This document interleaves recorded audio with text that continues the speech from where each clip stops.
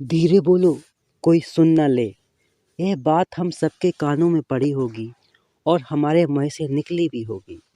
लेकिन सोचने वाली बात यह है कि यह बात कब-कब हमारे मुँह से निकलता है और कब-कब हमारे कानों में पड़ता है। क्योंकि ऐसे कम ही गुप्त राज होते हैं जो हम दूसरों के सामने कहते हैं। अक्सर परिवार में अशांति का कारण हम स्वयं ही होते हैं। इस बात को समझ पाएँ या ना समझ पाएँ, लेकिन यह असल सत्य है। क्योंकि जाने अनजाने मूर्खतावश हम खुद ही अपनी वो बातें दूसरों को बता देते हैं जो हमें कभी नहीं बतानी चाहिए, और वही बातें जो जाने अनजाने हमने किसी दूसरे के सामने बता दी थी, वही हमारे दुख का कारण बन जाता है, वही हमारे झगड़े का कारण बन जाता है। और फिर बाद में हमें पछतावा होता है कि मुझे यह बात किसी को नहीं बतानी चाहिए थी, मेरी ही गलती हुई कि मैंने जाने अनजाने में यह बात सबको बता दी। इसलिए आज जो बौद्ध कहानी मैं आपको सुनाने वाला हूँ, उसे सुनने के बाद आपको ऐसी 7 बातें पता चलेंगी जो आपको कभी किसी को नहीं बतानी चाहिए। इनके पीछे तर्क भी बताऊँगा। इन 7 बातों के अलावा अगर आपको लगता है कि कोई ऐसी बात है जो मुझसे छूट गई या मैं नहीं बता पाया, तो कमेंट सेक्शन में ज़रूर बताइएगा। इससे पहले कि आप इस बौद्ध कहानी में खो जाएं, इस चैनल को सब्सक्राइब ज़रूर कर लें। तो चलिए शुरू करते हैं। एक समय की बात है, एक नगर में विक्रम नाम का एक युवक रहता था। वह बहुत ही गरीब था, कुछ भी पैसा नहीं था। उसके पास 2 वक्त की दाल रोटी भी बड़ी मुश्किल से उसको नसीब होती थी। किसी काम की तलाश में दिन रात खोज करने पर भी उसे कोई काम नहीं मिल रहा था। फिर एक दिन उसने अपनी पत्नी के सामने अपनी सारी समस्या बता दी। उसने अपनी पत्नी को कहा कि मैं जिस भी जगह काम मांगने जाता हूँ, तो हर कोई मुझे यह कहकर काम नहीं देता कि हमारे यहाँ काम की ज़रूरत ही नहीं है। मैं काम की तलाश करके थक चुका हूँ। मुझे समझ में नहीं आता कि मैं तुम लोगों का पेट कैसे भरूँगा, अपने बच्चों को कैसे पालूँगा, और यह चिंता मुझे दिन रात खाए जा रही है। यह सुनकर उसकी पत्नी ने कुछ सोचकर कहा कि तुम एक आदमी के पास एक ही बार काम मांगने जाते हो, और जब काम नहीं देता तो तुम उसके पास दोबारा नहीं जाते हो। अगर तुम्हें उनसे काम लेना है तो तुम्हें हमदर्दी जतानी होगी, उन्हें अपना हाल बताना होगा, अपनी गरीबी दिखानी होगी, ताकि वो लोग तुम्हारी मजबूरी समझकर तुम्हें काम पर रख लें। इसलिए शर्म मत करो, उन्हें अपनी मजबूरी बताओ, अपनी गरीबी दिखाओ। इसी उपाय से तुम काम पा सकते हो। यह बात विक्रम के मस्तिष्क में बैठ गई और वह अगले दिन काम मांगने के लिए उसी सेठ के पास जा पहुंचा जहां वह पिछले दिनों काम मांगने गया था। लेकिन इस बार उसने हाथ जोड़कर उस सेठ से प्रार्थना की, उनसे विनती की कि मैं बहुत ही गरीब हूँ और उसे काम की बहुत आवश्यकता है। कुछ भी काम दे दीजिए, मुझे काम पर रख लें। उसकी यह हालत देखकर उस सेठ ने उसे अपने यहाँ काम पर रख लिया। वो रोज़ काम पर जाने लगा। अंदर ही अंदर वो खुश था कि उसे काम तो मिला, लेकिन उसे वेतन दूसरे लोगों से कम मिलता था।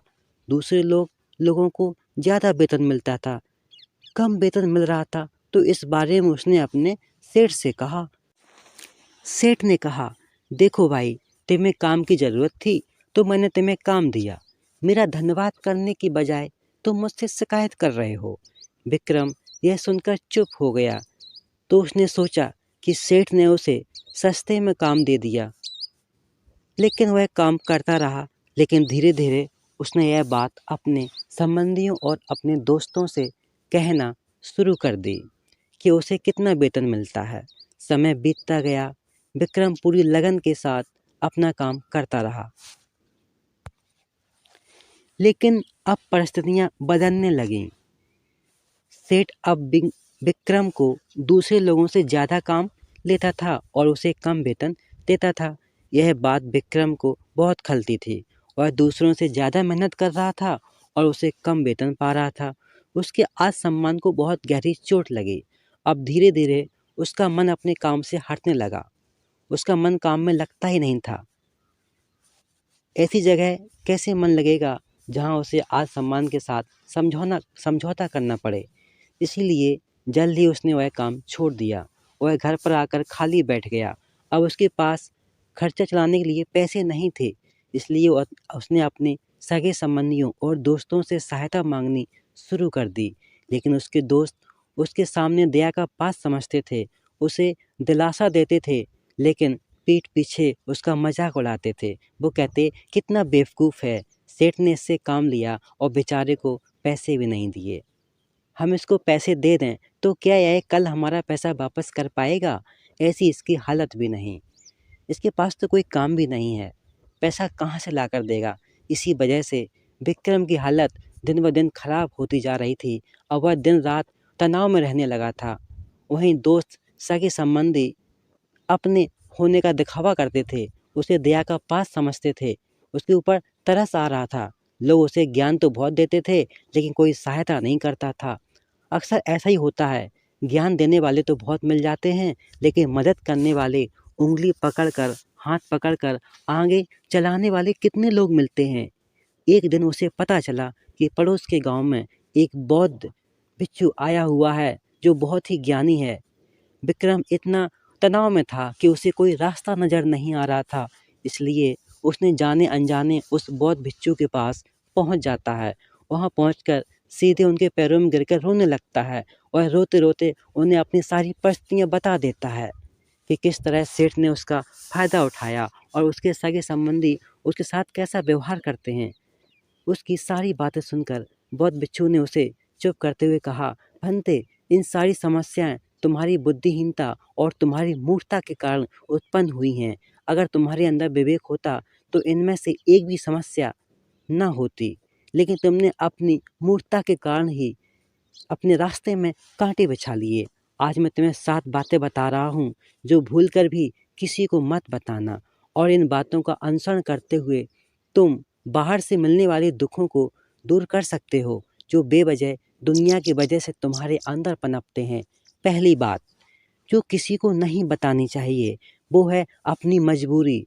अपनी मजबूरी का दिखावा करके दूसरों का दया पात्र बन जाएं, उनकी सहायता लेने की गलती कभी मत करना।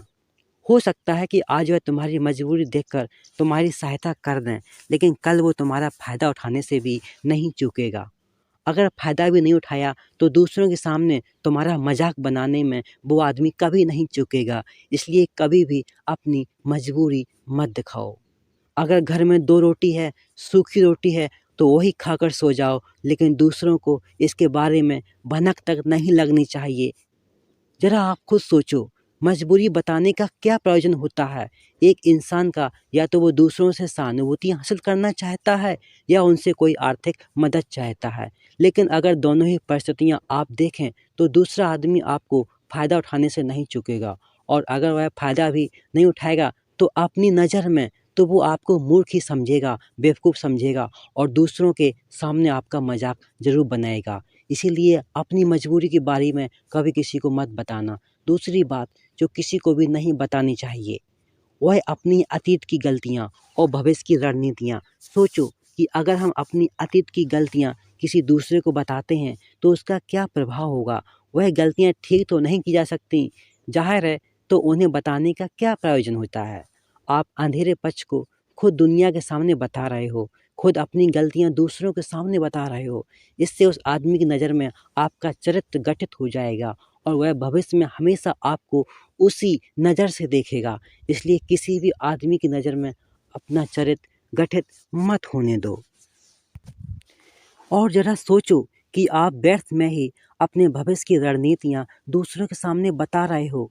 जो लोग आपके काम का हिस्सा ही नहीं हैं, उनके सामने अपने भविष्य की रणनीतियाँ देने का क्या मतलब? वो लोग आपकी सहायता तो नहीं करेंगे, लेकिन आपकी भविष्य की रणनीतियों में बाधा ज़रूर बन सकते हैं। आप खुद अपने विवेक का इस्तेमाल करिए और सोचिए कि आपके साथ भी क्या ऐसा हुआ है कि आपने अपनी भविष्य की रणनीति किसी को बताई हो और वो कामयाब ही ना हुई हो? ज़रूर हुआ होगा, ज़रा गौर से सोचिए। तीसरी बात जो किसी को नहीं बतानी चाहिए, वो है अपने घर की बातें।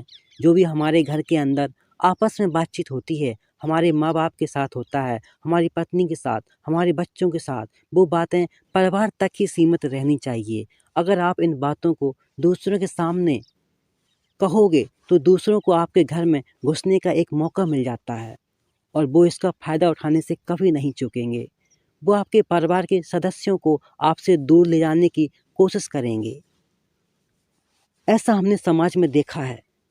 हम अपने घर के झगड़ों को कम करने के लिए उन झगड़ों को अपने पड़ोसियों और दूसरे सगे संबंधियों को बता देते हैं, लेकिन इससे आपको सहायता कभी नहीं मिली होगी, बल्कि आपके घर की लड़ाई झगड़े और ज़्यादा बढ़ गए होंगे।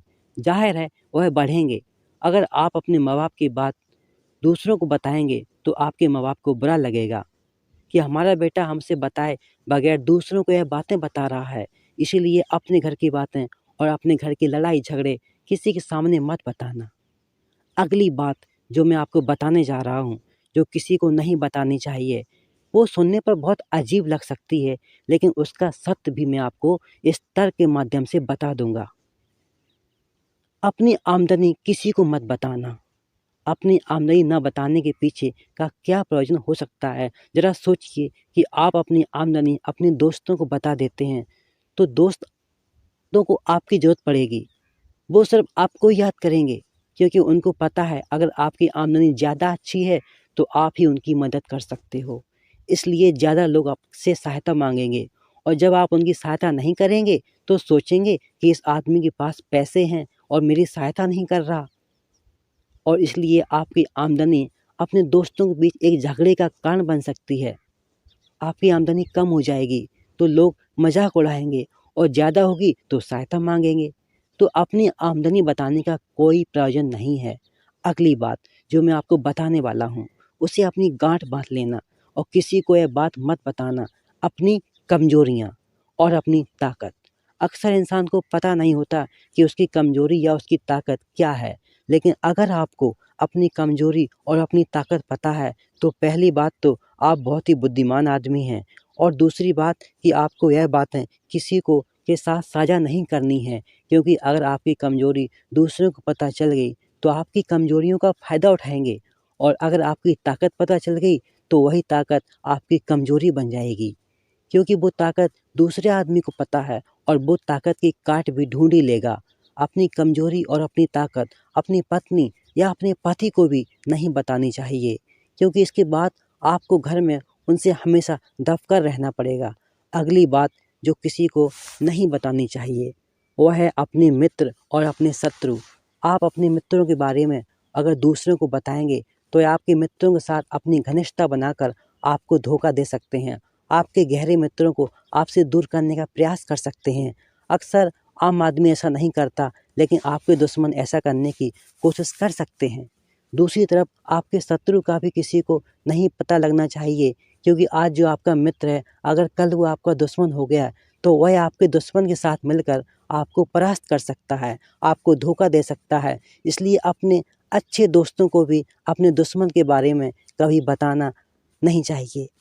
आखिरी बात जो मैं आपको कहना चाहता हूँ, जब तुम दान करते हो तो दान के बारे में किसी को मत बताना, नहीं तो दान करना व्यर्थ है, बेकार है। जब आप अपने दान का ढिंढोरा पीटते हो तो आप ये बता रहे हो कि मैं कितना बड़ा दानी हूँ, और यह आपके अंदर एक अहंकार निर्मित करेगा।